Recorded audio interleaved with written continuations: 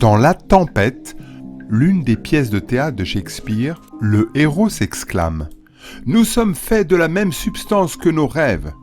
Cette phrase aurait pu servir de devise à l'un des peintres qui a le mieux su exprimer les rêves avec ses pinceaux. Il se nomme Odilon Redon. Bertrand Redon naît en 1840 à Bordeaux.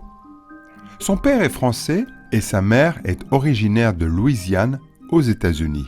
Le jeune Bertrand est de santé fragile. Ses parents décident de le placer en nourrice à la campagne pour le bon air. Pour Redon, l'enfance est donc difficile, mais il a deux consolations, la rêverie et ses crayons, car il adore dessiner. Son père a remarqué ses talents de dessinateur. Il l'inscrit alors à l'Académie des Beaux-Arts de Bordeaux.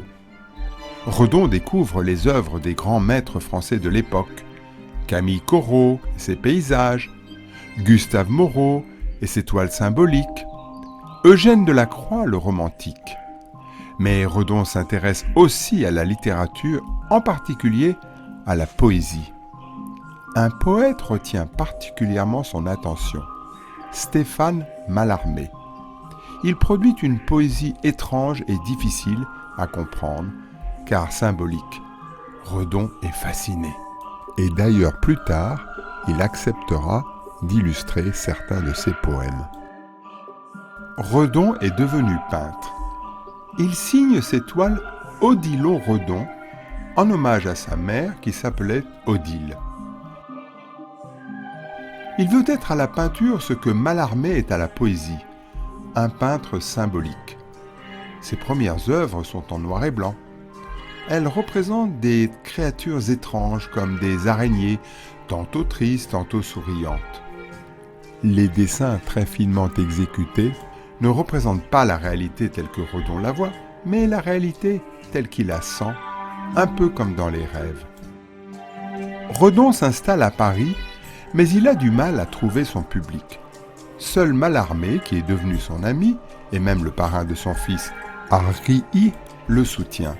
Il est vrai qu'à la fin du 19e, le monde de la peinture en France est le théâtre d'une véritable guerre entre les impressionnistes et les néoclassiques. Redon n'appartient à aucun camp et le public l'ignore. Tout change en 1890 lorsque Redon passe à la couleur.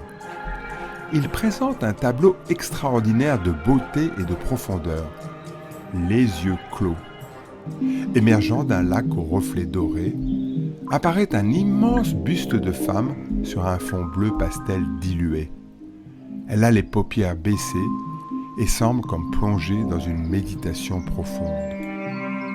Odilon Redon est maintenant un artiste reconnu qui sera célébré jusqu'à sa mort en 1916.